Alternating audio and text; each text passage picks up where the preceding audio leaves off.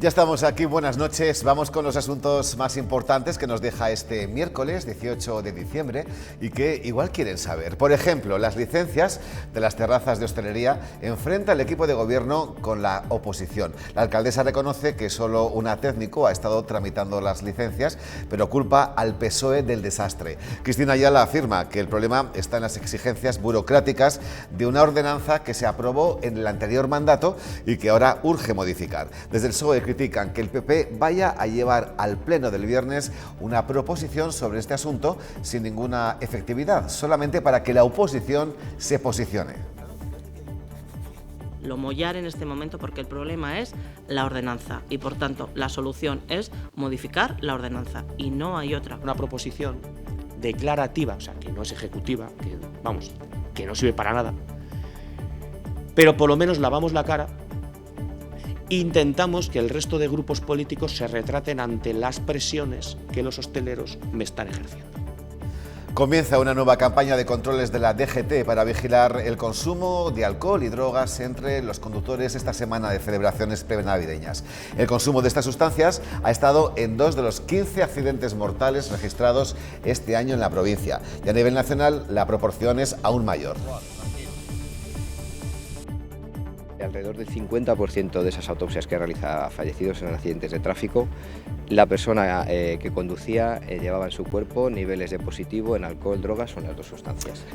Inaugurada la exposición crónica gráfica de Diario de Burgos, en la que se repasa este 2024, que está a punto de terminar, con 300 imágenes, fruto del trabajo de los fotógrafos del Centenario Rotativo. La muestra está estrenando la remodelada Sala del Consulado del Mar en el Paseo del Espolón.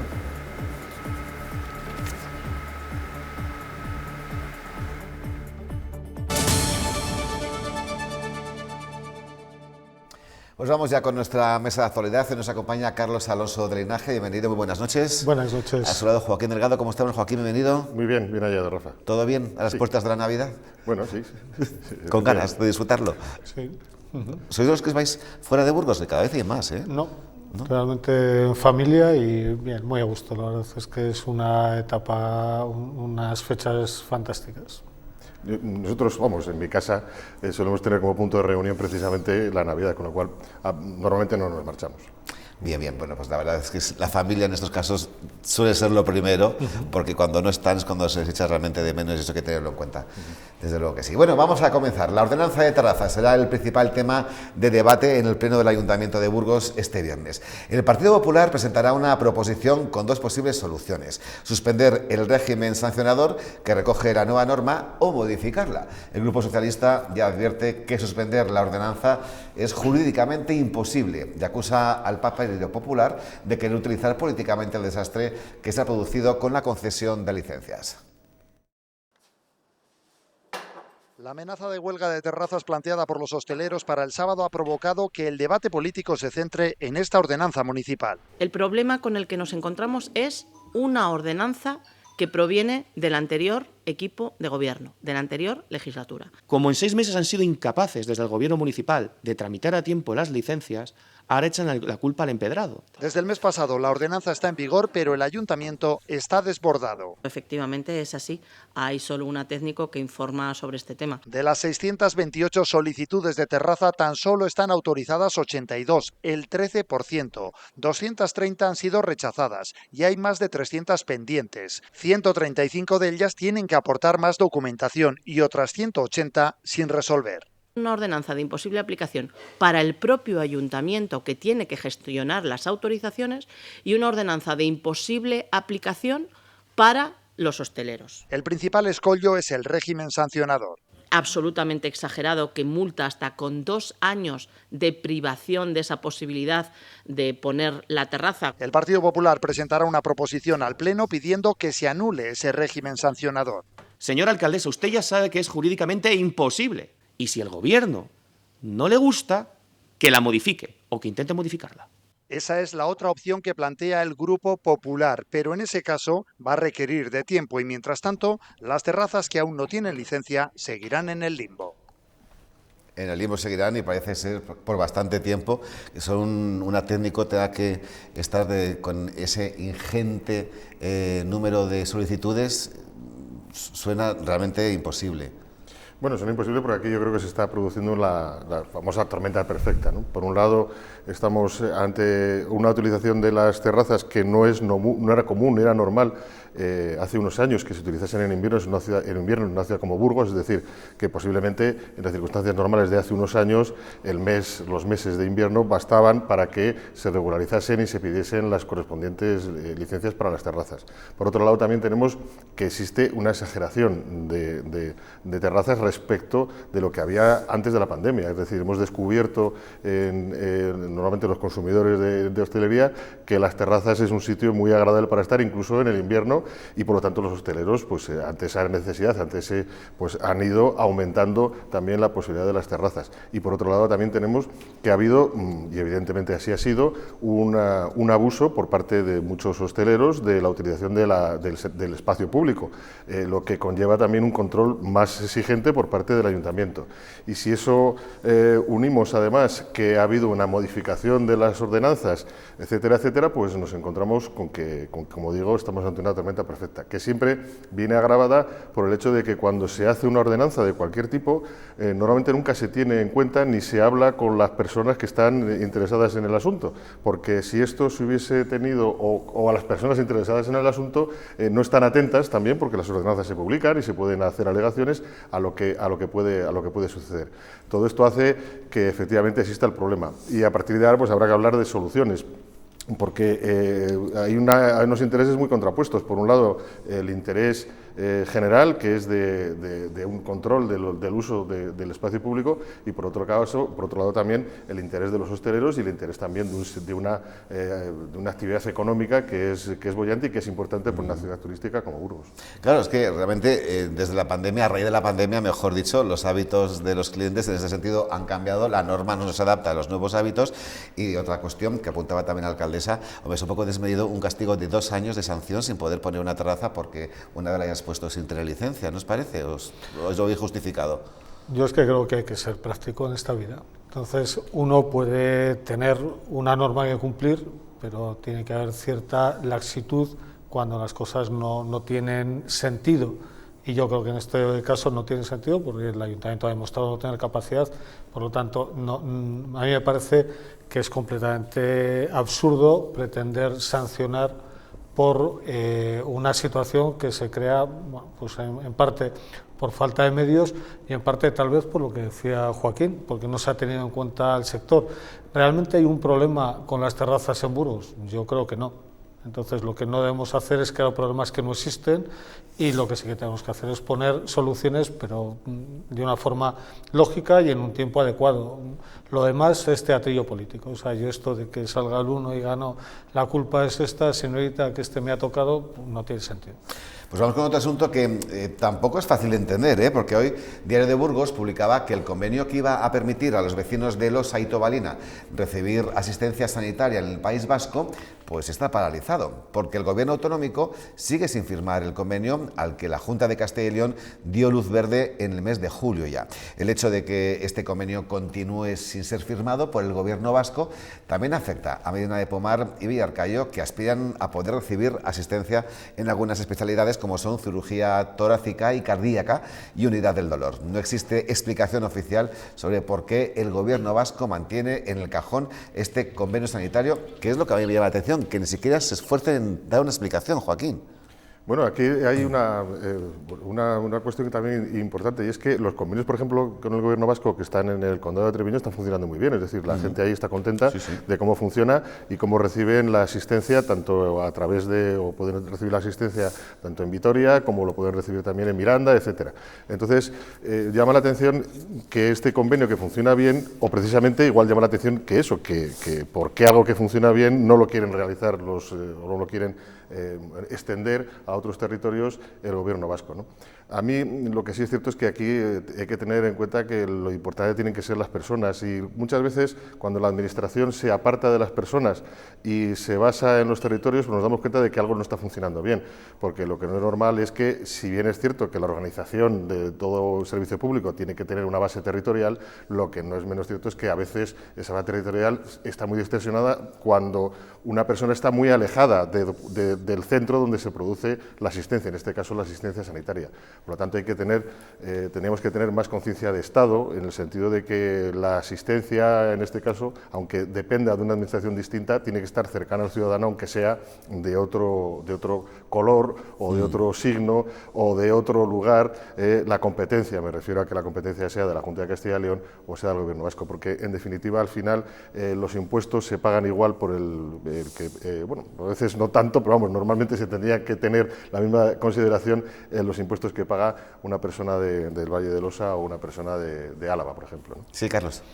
Yo creo que lo que falta realmente es conocer qué es lo que ocurre en estas situaciones, porque estoy seguro de que hay alguna lógica de por qué en estos momentos no se está firmando el convenio.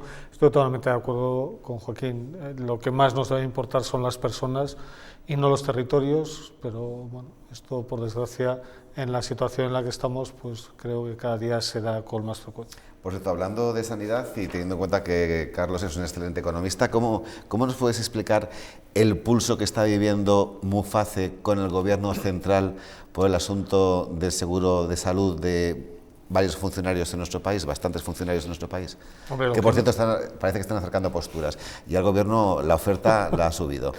Yo lo que no entiendo es por qué los funcionarios tienen sanidad privada y el resto de los señores tenemos sanidad pública, y además vemos cómo los funcionarios salen en televisión diciendo que va a perjudicarles de forma importante su servicio. Espera un segundito, que se te ha caído el micrófono. Joaquín, puedes escuchar tu opinión si quieres y ahora vamos con Carlos. Yo creo que me he visto alguna vez que aquí hay una pugna un poco más, aparte de lo que estaba diciendo Carlos, de por qué determinados funcionarios, que no todos tienen ese digamos, privilegio. No es menos cierto que yo creo que hay un pulso clarísimo por parte de las compañías aseguradoras. Las compañías aseguradoras de salud, yo creo que ahora mismo están demostrando o están realizando una serie de actividades que a mí me hacen sospechar de que podían estar dentro de pactos colusorios, es decir, todas a la vez están subiendo las primas en el mismo momento, y yo creo que esto es una sospecha que debía investigarse. Yo creo que hay también un ruido de fondo en ese sentido. Este año se ha subido o han intentado hacer una subida muy generalizada a todas las compañías de seguros, no solamente en el ámbito de Muface, sino en el ámbito particular. Por lo tanto, yo creo que ahí hay algo que además enrarece todo este asunto, porque no es normal que una subida del 33% les parezca todavía poco, cuando están subiendo a los asegurados privados también un porcentaje muy grande de todas las compañías de seguros en el ámbito privado. Ajá. Carlos, te habías quedado en esa pregunta, ¿por qué tienen que tener sanidad privada? Sí, pues que me parece que es un esperpento, quiero decir que no acabo de entender, y además la amenaza con tener la sanidad pública como todos los demás les parezca horroroso, no sé, posiblemente de meter el mismo dinero que se va a meter en las aseguradoras en el Sistema Nacional de Salud, se les podrían tener el mismo servicio y sin embargo siguen prefiriendo estar en la sanidad privada. Habría que cuestionarse, habría que pensar por qué, y si este modelo se ha de llevar a otro ámbito, a otro estadio, o si hay ciudadanos de primera y de segunda. Pero al Gobierno, ¿qué le costaría asumir toda esa atención directa? Primero hay que saber, porque muchos funcionarios de Muface están en la Seguridad Social, no todos están con compañías privadas. Habría que saber de estos 1,5 millones que nos han dicho, cuántos están ya en Seguridad Social, que hay en ciudades como puede ser Burgos, que estoy seguro de que muchos están ya, se le presta el servicio por parte de la sanidad pública y no están en compañías privadas. Sí. A mí me gustaría preguntar que ¿por qué ahora? ¿Por qué ahora? Claro. Entonces, a mí eso me preocupa. Claro. Y luego, por otro lado, también las cuentas solamente las tienen las aseguradoras, porque el Gobierno lo ha tenido muy fácil hasta este momento, poniendo en manos de las aseguradoras el servicio, pagando una contraprestación, pero nunca han sabido exactamente cuál era el precio que tenían esa contraprestación. No ha habido un seguimiento, con lo cual el Gobierno nunca ha sabido cuál era el coste real para las aseguradoras de esto. Y por otro lado hay otro componente que también ya complica mucho más el asunto, y es que el Gobierno tira con pólvora del rey, porque si el Gobierno elimina esta prestación a los funcionarios, lo eliminaría el Gobierno, pero el quien tendría que pagar eso serían las comunidades autónomas, con lo cual tenemos otra ecuación ahí que es también complicada de asumir, ¿no? Bueno, claro. Son muchas cuestiones que hay alrededor de este asunto. Sí. Bueno, y eso también contribuiría a saturar aún más el sistema público de salud, claro. Esos cientos de miles de personas, de repente, todos al sistema nacional, eso sería un poco complicado, habría que hacerlo por fases seguramente, ¿no? Hombre, se van a poner 4.000 millones de euros de incremento en las primas, quiero decir, 4.000 millones de euros es un dinero. Igual que se les da a las aseguradoras, el incremento del 30% supone 30.000 millones de euros, 4.000 millones de euros. Si en total son 10.000 millones de euros, pues si tú metes 10.000 millones de euros en el Sistema Nacional de Salud, digo yo que alguna cosa se puede hacer, que no es que haya que asumir al mismo precio y con los mismos recursos. Habría que verlo. Habría que verlo. Porque las cuentas también salen diferentes sobre la contraprestación a la sanidad pública es sobre los precios que hay ahora o sobre el 33% que programan ahora, después, ¿no? También, ¿no? O sea, claro, habría que hacer cálculos ahí. Bueno, pues la DGT tendrá esta semana una campaña de controles intensivos de alcohol y drogas en nuestra provincia. Un operativo que se suele hacer todos los años por estas fechas, por la celebración de numerosas cenas y comidas, tanto de amigos y familiares como de empresas. En la campaña similar efectuada el diciembre pasado se sancionó a 10 conductores por alcoholemia y 13 por drogas. Y el mensaje es claro, al volante la mejor tasa es 0,0. El año pasado tuvimos 17, contamos con 2 menos, esperamos que sea así, que termine a final de año, pero contamos con los mismos fallecidos, porque ha habido 2 accidentes que tuvimos 2 fallecidos. Este año, bueno, cuando hagamos el balance ya veremos conclusiones, pero en principio a día de hoy el balance es regular, solo regular. Todo el mundo sabe las tasas, 0,25, 0,60, pero que hay que tener en cuenta que la Fiscalía dice que a partir de 0,40 se instruyan diligencias si estamos implicados en un siniestro vial. Bueno, pues aquí poco que comentar, salvo prudencia y cabeza. Vamos con un asunto ahora que curiosamente, Carlos, creo que hace 15 días hablábamos tú y yo, pero ya fuera de cámaras, abajo en los edificios de Promecal, y curiosamente ayer la FAE nos lo volvió a poner en bandeja porque la patronal burgalesa hacía balance de este 2024. El sector industrial ha seguido liderando este año la recuperación económica de la provincia de Burgos, pero también urgieron al Ayuntamiento de Burgos a endeudarse para generar más suelo industrial. Y aquí nuestro Carlos Alonso de Linaje tiene una opinión muy particular y mucho más fácil, además, de solucionar el problema. Bueno, yo creo que suelo industrial es necesario tener para grandes instalaciones industriales. Esta mañana oía en la radio a Miguel Ángel Benavente y yo estoy de acuerdo con él, que realmente donde es competitivo y la referencia de la industria burgalesa es en grandes instalaciones industriales, pero hay que ver qué posibilidades hay para desarrollar suelo, y no solo es municipal. De hecho, en la mayor parte de los lugares el suelo industrial no le desarrollan los ayuntamientos. Por lo tanto, habrá que ver todas las herramientas que hay. En principio, la competencia de desarrollo industrial es autonómica, no es municipal. Por lo tanto, sería una competencia impropia, habría que ver hasta dónde el ayuntamiento puede hacerlo, porque de hacerlo lo haría en detrimento de otros servicios que sí que son competencias propias.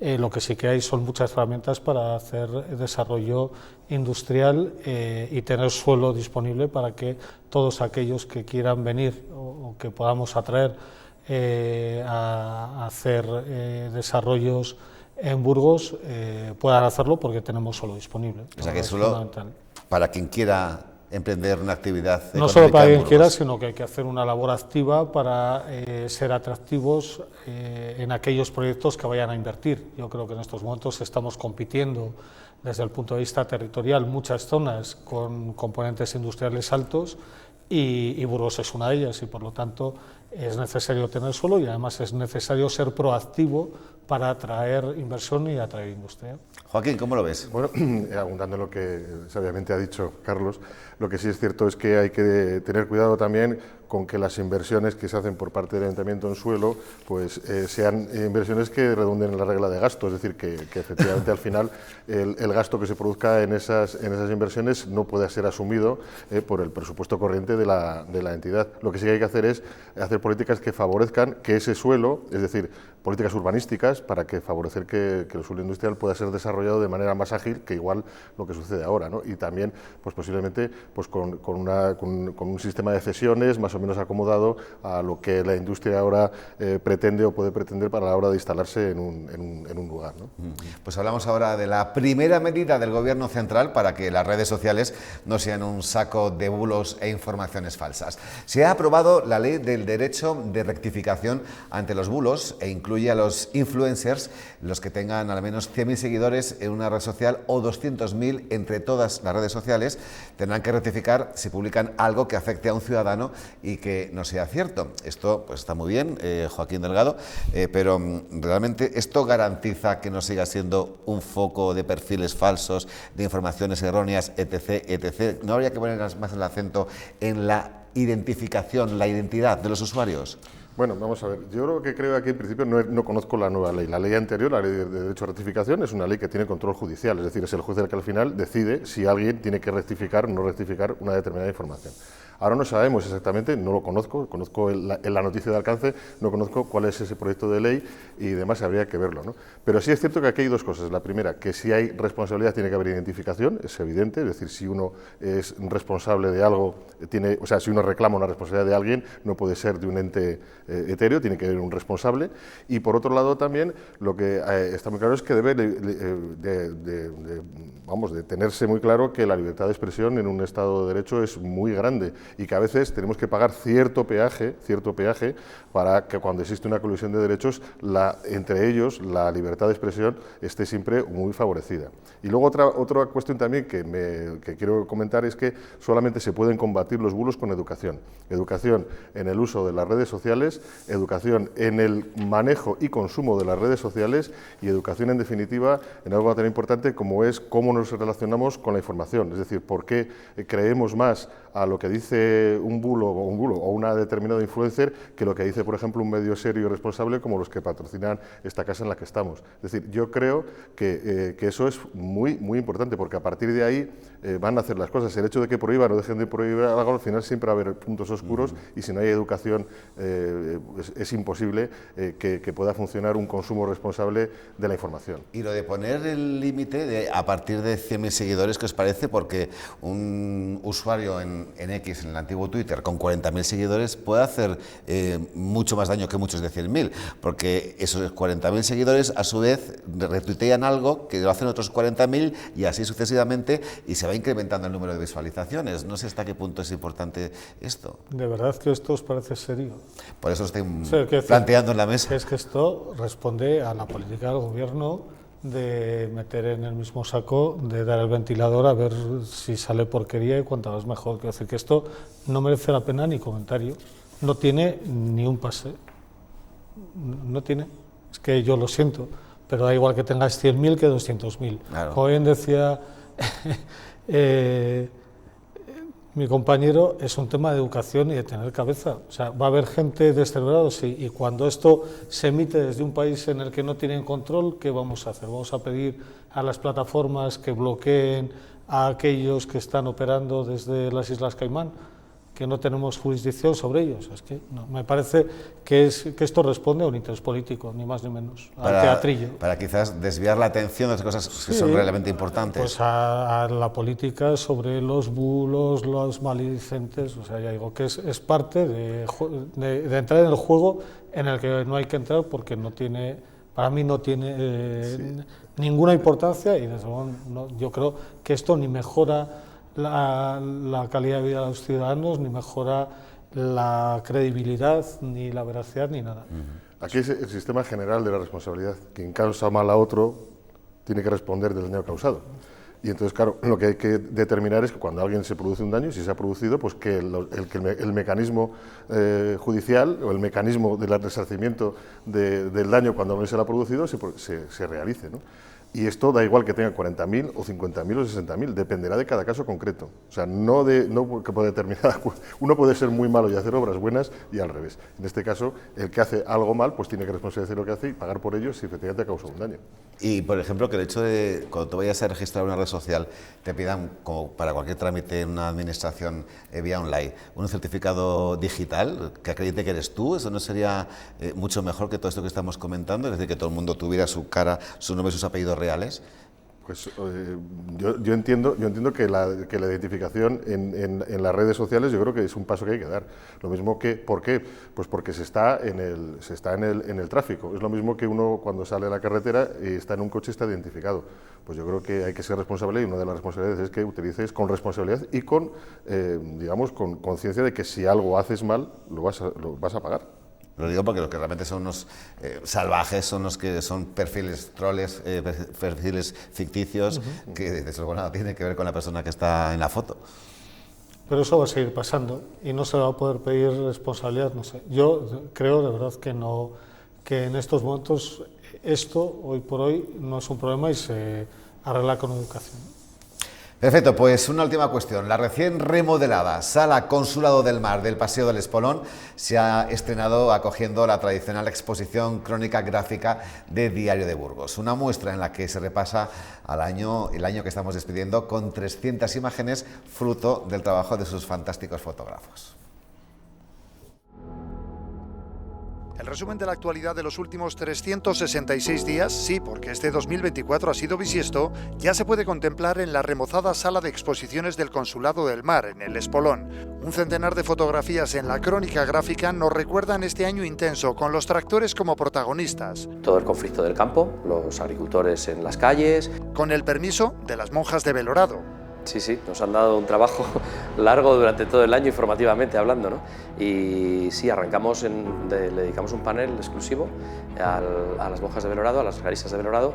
Los sucesos también tienen cabida, la actualidad de la provincia y la cultura. Este año con un panel especialmente dedicado al 25 aniversario de la Fundación Atapuerca y en clave política, la ruptura del pacto de gobierno en el Ayuntamiento de Burgos. La movilización que hubo ciudadana, la concentración que hubo en la Plaza Mayor aquella noche y desde luego las imágenes emocionantes que vimos tanto de los dirigentes de las asociaciones como pues los momentos de tensión y estas cosas que vivimos allí en el pleno del Ayuntamiento están reflejados también en la exposición. Sí. La muestra se cierra con la catedral que desde hace unos meses brilla más que nunca con su nueva iluminación. Nos parece que es una imagen tan bella que la hemos enmarcado y la hemos dejado como cierre de la exposición. La exposición se completa con 100 retratos y un vídeo con otro centenar de imágenes con las penas y alegrías del Burgos Club de Fútbol.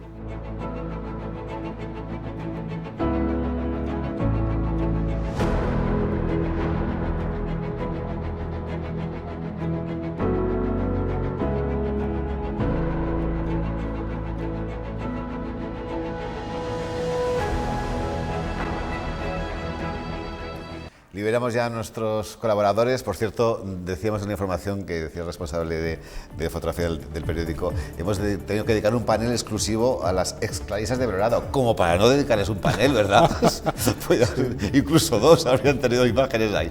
Joaquín Delgado, Carlos Alonso de Linaje, mil gracias, buenas noches y felices fiestas. Hasta la próxima. Igualmente. Y ya nos marchamos, pero antes, ¿qué nos espera mañana jueves en cuanto al tiempo? Pues llegará un frente frío que dejará cielos muy nublados, lluvias y viento fuerte del suroeste por la mañana y del norte por la tarde, que dejará chaparrones y tormentas en el norte y un descenso general de las temperaturas. Descansen, buenas noches.